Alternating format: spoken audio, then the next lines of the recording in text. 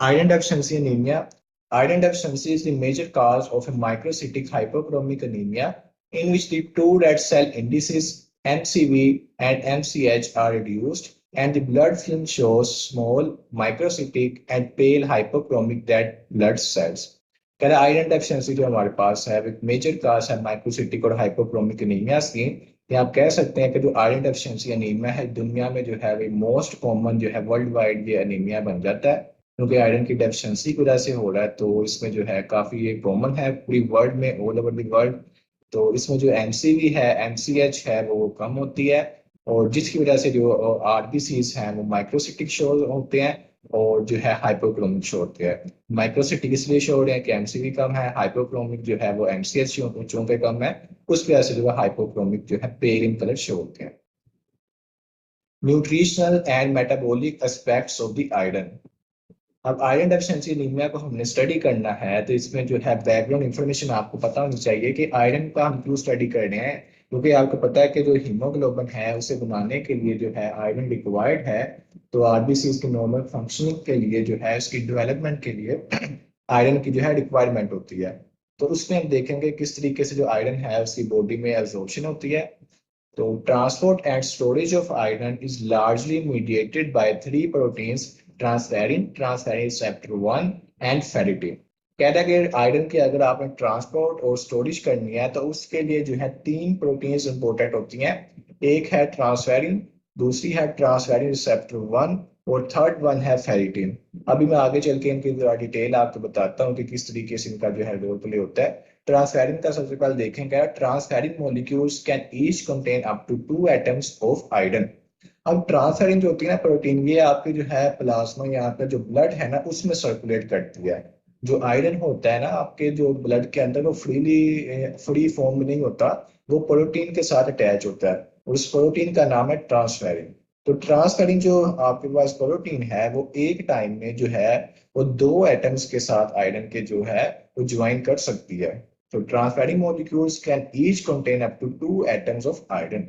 Transferrin delivers iron to tissues that have transferrin receptors, especially erythroblast in the bone marrow, which incorporate the iron into the hemoglobin.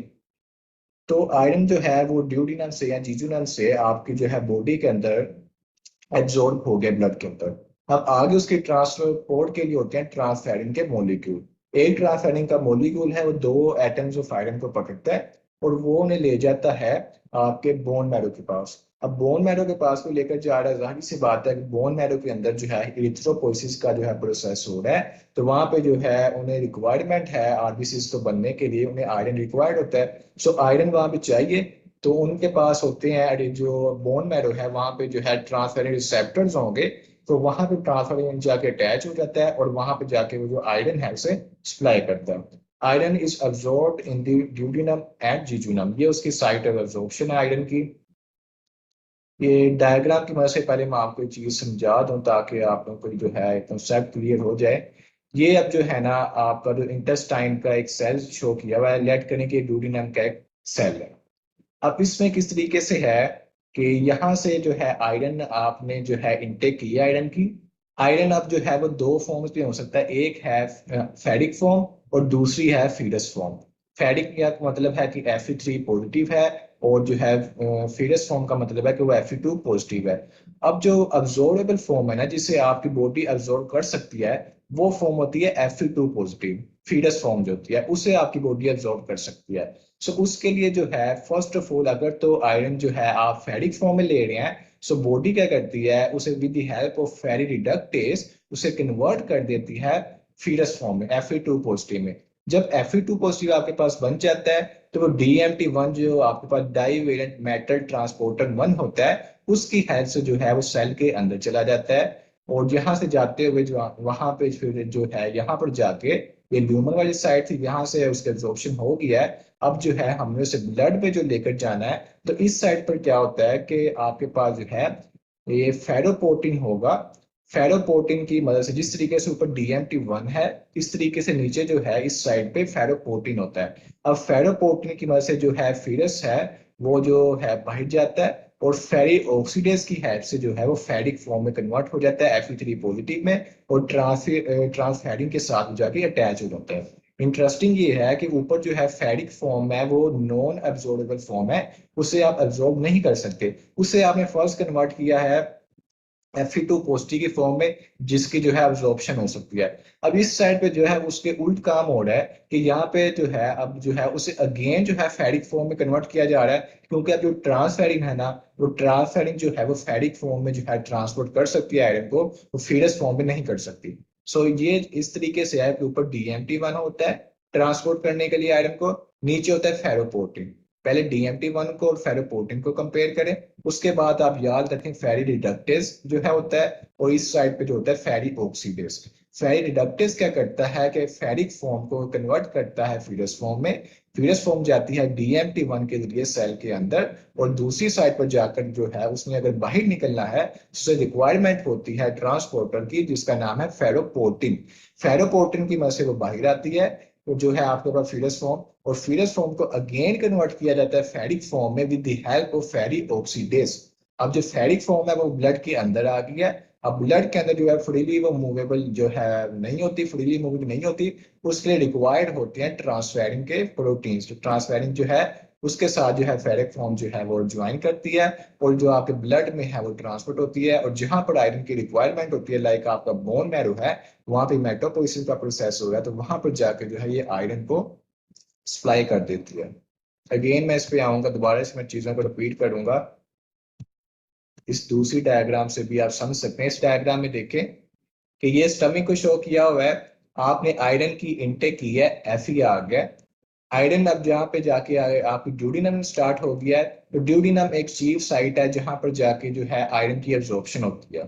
तो अगर तो iron जो है वो ferric form में आपने इसकी इनटेक की है, तो फर्स्ट ऑफ ऑल वो कन्वर्ट होता है फीरस फॉर्म में Fe2 पॉजिटिव में with the help of ferri reductase, या उसका दूसरा नाम है साइटोक्रोम C रिडक्टेज। आप अपनी बुक को फॉलो कर सकते हैं, सिंपली आप याद कर लें कि फेरी रिडक्टेज है वो जो है Fe2 पॉजिटिव में से कन्वर्ट करता है। जो Fe2 पॉजिटिव है वो DMT1 डाईवेलेंट मेटल ट्रांसपोर्टर 1 की हेल्प से जो है वो सेल के अंदर जाती है, और जो वहां पर जो है वो जाके आगे जो अगर इसे दूसरी साइड से निकलना है तो उसे रिक्वायरमेंट होती है फेरोपोर्टिन की। जिस तरीके से यहाँ पे उसे DMT1 की रिक्वायरमेंट थी अंदर आने के लिए, इसी तरीके से यहाँ से बाहर जाने के लिए उसे जो रिक्वायरमेंट होती है वो रिक्वायरमेंट होती है फेरोपोर्टिन की। तो फेरोपोर्टिन में से Fe2 पॉजिटिव है वो बाहर जाती है, और Fe2 पॉजिटिव को अगेन कन्वर्ट किया जाता है Fe3 पॉजिटिव में with the help of ferri oxidase.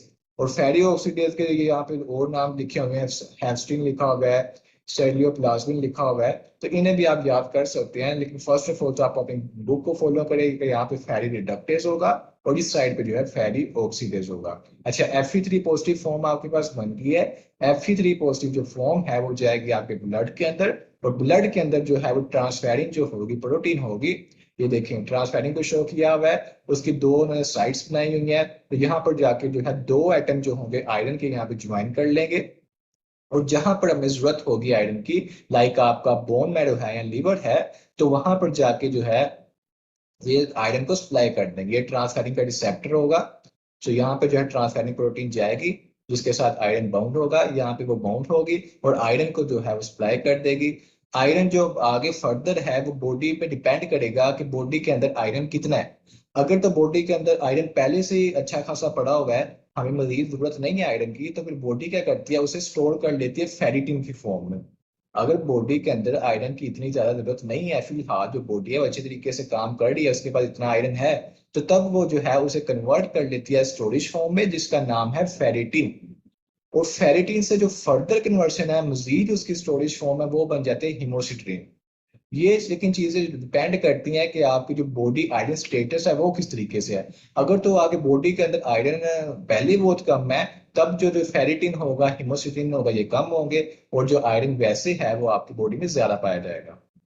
ये देखें ये एब्जॉर्प्शन कुछ होती है, यहाँ पे हमने देखा कि एब्जॉर्प्शन किस तरीके से होती है, फिर हमने देखा है कि उसकी ट्रांसपोर्ट किस तरीके से होती है, और लास्ट हमने देखा है कि उसकी स्टोरेज कहाँ पर हो रही होती है। एब्जॉर्प्शन में मैंने आपको बताया कि ड्यूडिनम जो होगी चीफ साइट होगी, आपके पास जो है ट्रांसपोर्टर्स होते हैं, DMT1 है, यहाँ पे इस साइड पे फेरोपोर्टिन है, फेरी ऑक्सीडेज है, फेरी रिडक्टेज है, उनकी हेल्प से जो है आपका जो फेरिक फॉर्म में जो आयरन है वो पहुंच जाता है यार सर्कुलेशन में, और सर्कुलेशन में जाके वो ट्रांसफेरिन के साथ बॉन्ड करता है। ट्रांसफेरिन जो है जहां पर जो है रिसेप्टर्स होते हैं लाइक आपके लिवर और बोन मैरो में, वहां पर जाके वो आयरन को सप्लाई कर देती है। ये अब दोबारा इसमें रीड करता हूँ चीजों को। The transport and storage of iron is largely mediated by three protein: transferrin, transferrin receptor 1 and ferritin। क्या तीन प्रोटीन पे डिपेंड करती है। अभी हमने देखा ट्रांसफेरिन क्या कर रहा था, ट्रांसफेरिन रिसेप्टर कहाँ पे प्रेजेंट थे और फेरिटिन का क्या रोल था। इस तरीके से जो है ट्रांसफेरिन मॉलिक्यूल्स जो है वो दो एटम्स पे जो होंगे आयरन के, उन्हें जो है वो टेकअप कर सकते हैं, और जहां पर उनकी रिक्वायरमेंट होती है वहां पे जाके आयरन को सप्लाई कर देते हैं। जो चीफ साइट है वो ड्यूडिनम है और इसके साथ जीजुनम है। Some iron is stored in the macrophages as ferritin and hemosiderin, the amount varying widely according to the overall body iron status. So body iron status पे डिपेंड करेगा कि स्टोर्स जो हैं, ये स्टोरेज फॉर्म होती है आयरन की ferritin और हेमोसिड्रिन, उनके लेवल्स जो हैं ज्यादा हैं या कम हैं। Hemosiderin is visible in macrophages and other cells by light microscopy after staining by Peirce or Persian blue reaction। अब जो हीमोसिट्रीन है उसे आप जो है विजुलाइज कर सकते हैं विद हेल्प ऑफ माइक्रोस्कोपी। उसमें जो है आप स्टेनिंग करेंगे, पर स्टेन कर सकते हैं, तो उसमें जो है आप जो हीमोसिट्रीन डिटेक्ट कर सकते हैं। Iron in ferritin and hemosiderin is in the ferric form. Again वही जो मैंने आपको बताया कि जो फेरिटिन है और हीमोसिट्रीन है उसके अंदर जो आयरन होगा वो जो है फेरिक फॉर्म में होगा, Fe3 पॉजिटिव की फॉर्म में होगा। लेकिन जो उसकी अब्जॉर्बेबल फॉर्म होती है आपकी इंटेस्टाइन में जो है अब्जॉर्ब किस तरीके से होता है, वो फॉर्म होती है फीडस form. The distribution of body iron. अब ये टेबल है, इसे आपने याद कर लेना है कि बॉडी आयरन जो है उसकी डिस्ट्रीब्यूशन बॉडी में किस तरीके से है। अगर आप देखें तो हीमोग्लोबिन है वो सबसे ज्यादा जो आयरन है वो हीमोग्लोबिन में होता है, उससे कम जो है फेरिटिन और हीमोसिट्रीन में होता है, और फिर आ जाती है मायोग्लोबिन और हीमोएंजाइम्स आ जाते हैं, और ट्रांसफेरिन बाउंड आयरन आ जाता है। 65% जो है ना टोटल जो बॉडी का आयरन है वो हीमोग्लोबिन में मौजूद होता है, और जो 30% है वो स्टोरेज फॉर्म में होता है आयरन की। जो फेरिटिन है और हीमोसिटिन है स्टोरेज फॉर्म में 30% जो आयरन है वहां पे मौजूद होता है। मायोग्लोबिन के अंदर 3.5% होता है, हीम एंजाइम्स में 0.5 होता है, और ट्रांसफेरिन बॉन्ड जो आयरन है वो बिल्कुल जो है मामूली सा होता है, 0.1 होता है, सिर्फ 0.1%। मेल्स और फीमेल्स में इनकी जो वैल्यूज हैं वो थोड़ी सी डिफर करती हैं, वो इस तरीके से कि मेल्स में जो है वैल्यूज हैं वो ज्यादा आएंगी। मेल्स में अगर आप देखें तो हीमोग्लोबिन है 2 पॉइंट जो है वो 4 ग्राम है, फेरिटिन हीमोसिटिन में 1.0 है, मायोग्लोबिन में 0.15 है, हीमोसाइंस में 0.02 है, और ट्रांसफेरिन बॉन्ड जो है वो 0.004 है। फीमेल्स में जो वैल्यूज हैं ये कम होगी।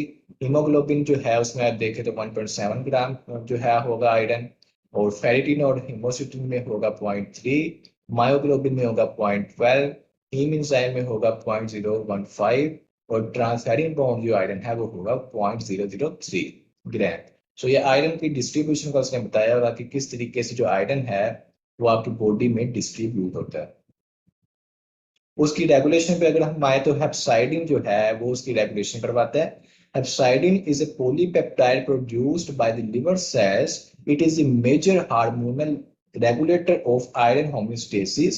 It inhibits the iron release from the macrophages and from intestinal epithelial cells by its interaction with the transmembrane iron exporter ferroportin। अब हेप्साइडिन जो है ना वो जो सारा आयरन होम्योस्टेसिस है उसे कंट्रोल करता है। किस तरीके से कंट्रोल करता है, ये जो है आयरन रिलीज है वो मैक्रोफेजेस में जो आयरन रिलीज है उसे ब्लो कर देता है, और इसके साथ साथ जो इंटेस्टाइन में आयरन की जो है अब्जॉर्प्शन हो रही है उसे भी ये जो है कम कर देता है। सो हेप्साइडिन को आप कह सकते हैं कि हेप्साइडिन का एक लाइन में अगर आपसे डिफाइन करें तो इस तरीके से होगा कि hepcidin decreases the iron absorption in the body. यानी कि बॉडी के अंदर जो है काफी ज्यादा आयरन पहले से मौजूद है, तो बॉडी क्या करती है कि हेप्साइडिन जो है रिलीज करती है। आपके जो स्पेसिफिक लिवर सेल्स हैं वहां से हेप्साइडिन रिलीज होता है, और वो जो आयरन की एब्जॉर्प्शन है ना ये उसे जो है वो कम कर देता है। या आप कह लें कि जो सीरम आयरन है आपके जो ब्लड के अंदर जो आयरन है उसे कम कर देता है। अब ब्लड के अंदर जो आयरन है वो दो तरीकों से कम हो सकता है। एक तो मैंने आपको बता दिया है कि आयरन की एब्जॉर्प्शन को भी रोक देता है कि from intestine epithelial cells by interaction with the transmembrane iron exporter ferroportin. अभी मैंने आपको डायग्राम में फेरोपोर्टिन दिखाया था, तो फेरोपोर्टिन को अगर ये बंद कर देगा हेप्साइडिन, तो जो आयरन है वो आपके ब्लड के अंदर आएगा ही नहीं। ठीक है, तो इस तरीके से जो सीरम आयरन है वो कम हो जाएगा। दूसरा वो बता रहा है कि सीरम आयरन किस तरीके से कम हो सकता है कि मैक्रोफेजिस के अंदर जो है आयरन जो है वो स्टोर होता है, फेरिटिन की फॉर्म में स्टोर होता है या हिमोसिड्रिन की फॉर्म में वो स्टोर होता है। तो अगर उसका जो आप रिलीज है स्टोरेज फॉर्म है, स्टोरेज फॉर्म में ही रहने दें, उसे रिलीज ना करवाए जो ब्लड में, तो आयरन जो अल्टीमेटली है उसका जो लेवल होगा सीरम में वो कम हो जाएगा। सो हेप्साइडिन का जो है आयरन होमियोस्टेसिस में रोल है। ये लिवर सेल से जो है ये सीक्रेट होता है। इसका फंक्शन क्या है कि बॉडी के अंदर जो सीरम आयरन है उसे इसने कम करना है। दो मैकेनिज्म इसके पास हैं। फेरोपोर्टिन पे एक्ट करेगा तो उसके एब्जॉर्प्शन को रोक देगा। जो स्टोरेज फॉर्म है उसे स्टोरेज फॉर्म में रहने देता है। उसे जो है उसका जो रिलीज है आयरन का वो मैक्रोफेजी से वो जो है रिलीज उसका रोक देता है। Raised hepcidin levels therefore profoundly affect iron metabolism by reducing its absorption and release from the macrophages. सो अगर तो आपको ये चीज समझ आ गई होगी, देखे ना हेप्साइडिन इसने शो किया हुआ है कि हेप्साइडिन जो है वो नेगेटिव यहाँ पे वो एक्ट कर रहा है नेगेटिवली फेरोपोर्टिन के ऊपर, कि फेरोपोर्टिन के ऊपर वो लगा देगा एक ब्लॉक। जब ब्लॉक लग जाएगा यहाँ पर तो आपका जो ब्लड है उसके अंदर आयरन आ ही नहीं सकेगा। सो इस तरीके से हेप्साइडिन है वो फेरोपोर्टिन के ऊपर एक्ट करेगा और जो सीरम आयरन है वो कम हो जाएगा। तो पास पेपर जो है ना, अगर आप उसमें देखें तो ये उसने टेबल दिया हुआ है कि एस्टिमेटेड डेली रिक्वायरमेंट बताएं आयरन की। अब ये क्वेश्चन बनने वाला बनता तो नहीं है, कोई एमसीक्यूज में आप पूछ लें, लेकिन इसके एससीक्यूज बनाना बच्चे के साथ जो है ज्यादती है, क्योंकि अब ये एससीक्यू में आया हुआ है तो इसे भी आपने याद से कर लेना है। इसमें जो चीजें हैं इस तरीके से हैं कि डेली आयरन रिक्वायरमेंट वो बता रहा है मिलीग्राम पर डे के लिहाज से। इसमें जो है ना अडल्ट मेल्स में, पोस्ट मेनोपॉजल फीमेल में, मेंस्ट्रुएटिंग फीमेल में, प्रेग्नेंट फीमेल में, चिल्ड्रन में और फीमेल एजेस 12 to 15 है, उसमें डिफर करती है रिक्वायरमेंट। अब रिक्वायरमेंट जो है आयरन की वो क्यों डिफर करती है, एक जनरल सी बात है कि अगर तो वो फीमेल है और वो जो है मेंस्ट्रुएटिंग फीमेल है तो उसके अंदर जो है ब्लड का लॉस हो रहा है, तो उसे आयरन की जो रिक्वायरमेंट है वो ज्यादा होगी। ठीक है, इसी तरीके से जो पोस्ट मेनोपॉजल फीमेल है उसके अंदर जो मेंसेस है वो स्टॉप हो चुके हैं, तो उसे आयरन की जो रिक्वायरमेंट है इतनी ज्यादा नहीं है। प्रेग्नेंट फीमेल है उसको भी रिक्वायरमेंट ज्यादा है क्योंकि जो बेबी है उसे भी आयरन चाहिए, तो उसके अंदर रिक्वायरमेंट ज्यादा है। चिल्ड्रन के अंदर भी रिक्वायरमेंट ज्यादा होती है। उसकी वजह यह है कि चिल्ड्रन जो होते हैं वो ग्रो कर रहे होते हैं, तो उनके लिए जो आयरन है वो ज्यादा चाहिए। इसी तरीके से जो फीमेल्स हैं एट एजेस बिटवीन 12 to 15, वो भी एक ग्रोइंग एज होती है, तो उसमें भी जो है ना रिक्वायरमेंट आयरन की वो ज्यादा होती है। सो अडल्ट मेल से अगर हम स्टार्ट करें तो अडल्ट मेल जो है उसे रिक्वायर है आयरन 0.5 से लेकर 1 मिलीग्राम पर डे। रोज का उसे जो है ना अडल्ट मेल को आयरन लेना पड़ेगा 0.5 से लेकर 1 मिलीग्राम पर डे। इसमें अगर आप देखें तो यूरिन स्वेट और फीसिस से जो है 0.5 से 1 जो मिलीग्राम पर डे वो वैसे ही वेस्ट हो जाता है अडल्ट मेल के अंदर, या सब के अंदर ऐसे ही है जो भी सारे हम जो कैटेगरीज पढ़ रहे हैं। मेंसेस का यहाँ पे कोई नहीं आएगा जिक्र, प्रेगनेंसी का भी कुछ नहीं है, ग्रोथ का भी कुछ नहीं है। तो अडल्ट मेल के अंदर सिंपली जो है 0.5 से लेकर 1 मिलीग्राम पर डे की रिक्वायरमेंट है। पोस्ट मेनोपॉजल जो फीमेल है उसके अंदर भी इसी तरीके से है कि उसके जो है 0.5 से लेकर 1 मिलीग्राम पर डे की उसकी रिक्वायरमेंट है। जो मैस्टरेटिंग फीमेल है उसमें जो है यूरिन स्वेट और फीसिस में तो है रिलीज हो रहा है, बॉडी से लॉस हो रहा है, लेकिन उसके अंदर क्योंकि मेंसेस भी हो रहे हैं तो मेंसेस में जो है ब्लड का लॉस हो रहा है, तो ब्लड का जो लॉस है उसमें आरबीसीज भी लॉस हो रहे हैं, तो इसके लिए जो आयरन की रिक्वायरमेंट है वो ज्यादा हो जाती है, 1 to 2 milligram per day require होता है। और जो प्रेग्नेंट फीमेल है उसमें भी मैंने आपको बताया कि प्रेग्नेंट फीमेल है तो उसमें जो है ड्यूरिंग प्रेगनेंसी है, अब बेबी है, बेबी को भी जो है वो रिक्वायर्ड आयरन। तो जो प्रेग्नेंट फीमेल होती है उनके अंदर जो रिक्वायरमेंट होती है वो होती है 1.5 से लेकर 3 मिलीग्राम पर डे। जो चिल्ड्रन है उनमें जो है रिक्वायरमेंट, क्योंकि चिल्ड्रन में ग्रोथ हो रही होती है, तो उनमें जो है 1.1 मिलीग्राम पर डे की आयरन की रिक्वायरमेंट होती है। जो फीमेल्स हैं 12 to 15 ईयर्स ऑफ एजिस, उनके अंदर जो है मेंसेस भी हो रहे हैं और जो है ग्रोथ भी हो रही है, तो उनके लिए जो है जो आयरन की रिक्वायरमेंट है वो होती है 1.6 से लेकर 2.6 मिलीग्राम पर डे। तो ये जो टेबल है आपने एमसीक्यूज के पॉइंट ऑफ व्यू से भी याद करना है, और जो है आपने जो है एससीक्यूज के पॉइंट ऑफ व्यू से भी इसे याद कर लेना है। आसान है समझने में। पहले यूरिन स्वेट और फीसिस आप देखें तो 0.5 से 1 तो सब में आ रहा है। उसके बाद आप गैस करें कि आप देखें कि कौन सा कैटेगरी बन रही है, तो उसके लिहाज से आप देख सकते हैं कि टोटल जो हमारे पास रिक्वायरमेंट है जिसे प्लस करते जाएंगे आप, और आपको टोटल जो रिक्वायरमेंट है वो आपको समझ आती जाएगी। सो ये आपने टेबल याद कर लेना है। उसके बाद जो है टेबल देखें आयरन एब्जॉर्प्शन का। अब आयरन जो एब्जॉर्प्शन है वो डिपेंड करती है फैक्टर्स के ऊपर, कि कुछ फैक्टर्स जो है ना वो आयरन की एब्जॉर्प्शन को इंक्रीज करते हैं, जबकि जो कुछ फैक्टर्स हैं वो आयरन की एब्जॉर्प्शन को कम करते हैं। तो अब आपने जो आप लोगों ने क्या करना है कि जो फैक्टर्स आयरन की एब्जॉर्प्शन को ज्यादा कर रहे हैं वो काम आपने करने हैं, जो आयरन की जो एब्जॉर्प्शन से कम कर रहे हैं उन कामों को आपने अवॉइड करना है। जो फैक्टर्स जो है आयरन की एब्जॉर्प्शन को बढ़ाते हैं उसमें आ जाते हैं एसिड्स। एसिड्स लाइक HCl और विटामिन सी। एसिड्स जो होंगे HCl भी विटामिन सी है, तो विटामिन सी जो है वो से आप लें। फ्रूट्स में जो होता है उससे आप सिट्रस फ्रूट्स हैं उन्हें लेंगे तो आयरन की एब्जॉर्प्शन है वो ज्यादा हो जाएगी। इसके अलावा सोल्युबलाइजिंग एजेंट्स हैं लाइक शुगर्स हैं अमाइनो एसिड्स हैं, तो उनसे भी जो है आयरन की एब्जॉर्प्शन है ज्यादा होती है। इसके अलावा बाकी भी फैक्टर्स हैं, उसमें जो है हीम आयरन अगर होगा तो आयरन जो है इजीली एब्जॉर्ब हो जाएगा। अगर तो फीडस फॉर्म में होगा तो बॉडी को कन्वर्ट करने की जरूरत ही नहीं पड़ेगी उसे जो है फेरिक फॉर्म में। सॉरी इसमें जो है, हाँ फीडस फॉर्म में तो एब्जॉर्बेबल फॉर्म है तो उसमें जो है इजीली जो है वो एब्जॉर्ब हो जाएगा।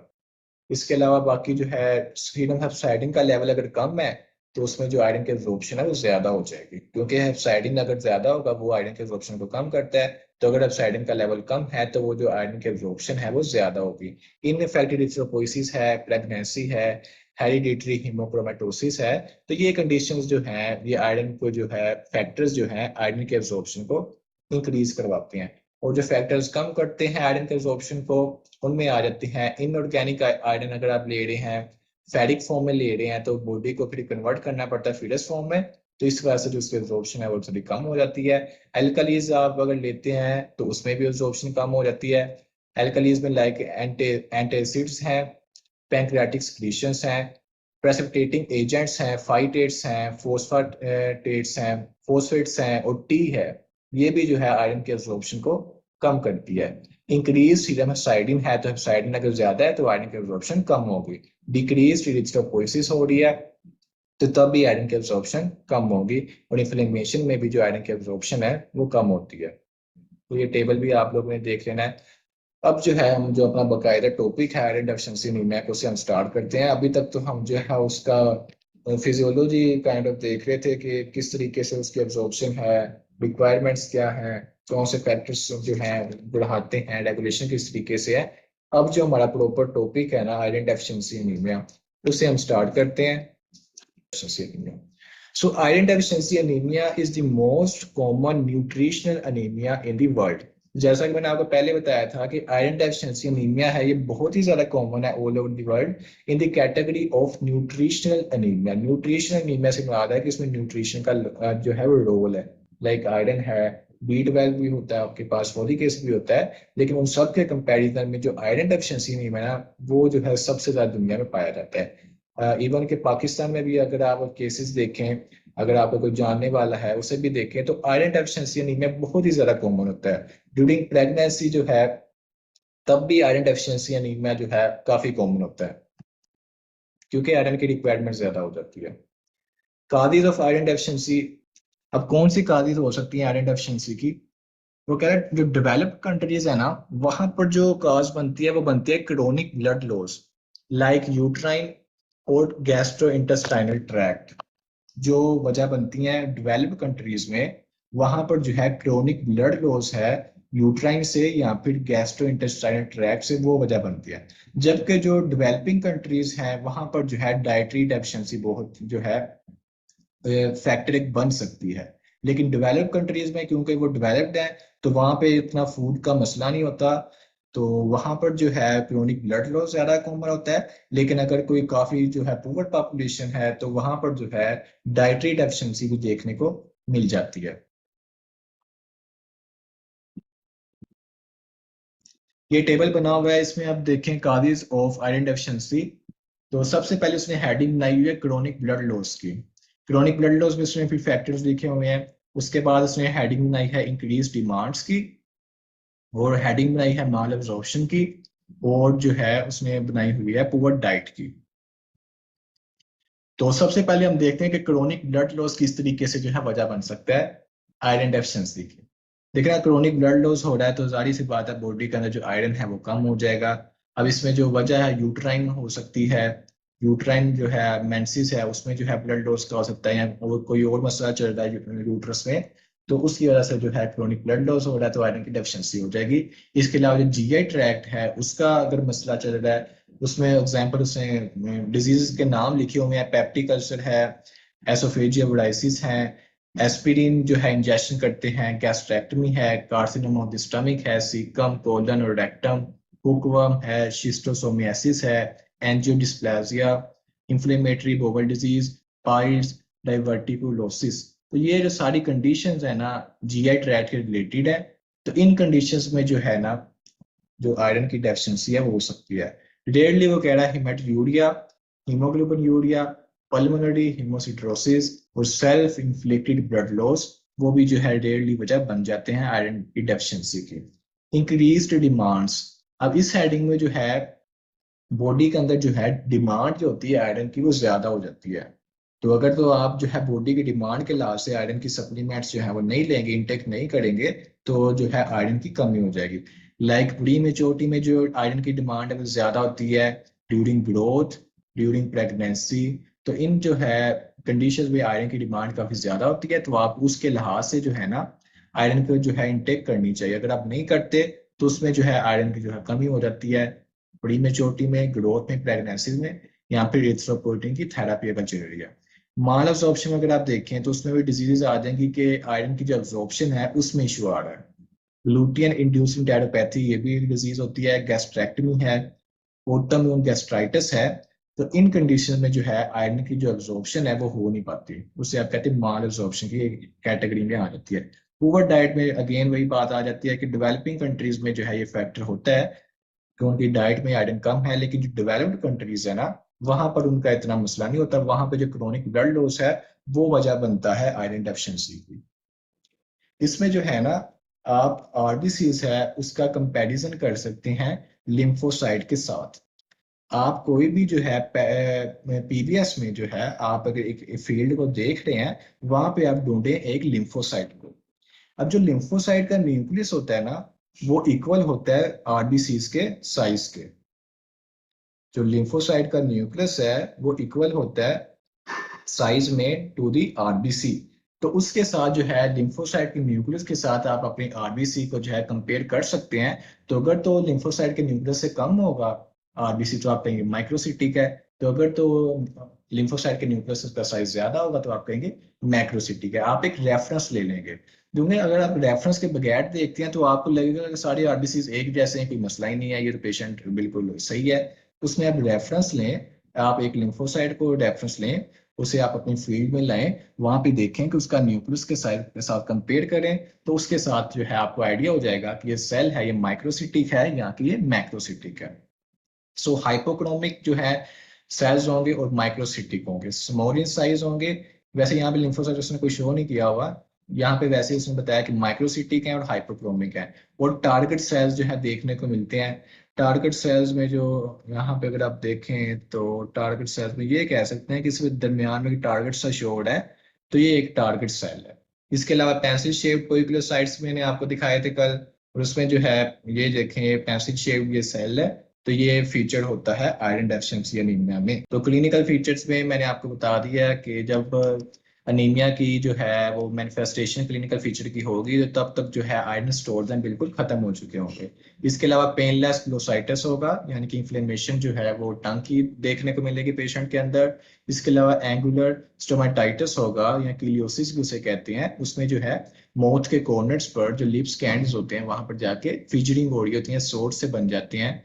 इसके अलावा जो है कोइलोनिकिया स्पूनिगोगनेस देखने को मिलती है, और अनयूजुअल डाइटरी क्रेविंग्स हैं पाइका देखने को मिलता है। लैब डायग्नोसिस में एचबी कम होगी, एमसीवी कम है, एमसीएच भी कम है, टीएलसी नॉर्मल है, प्लेटलेट्स नॉर्मल होंगे या फिर स्लाइटली रेज्ड होंगे। पेरिफेरल ब्लड स्मेन में जो है हाइपोक्रोमिक माइक्रोसिटिक सेल देखने को मिलते हैं, टारगेट सेल देखने को मिलते हैं और पेंसिल शेप पोइक्लोसाइट देखने को मिलते हैं।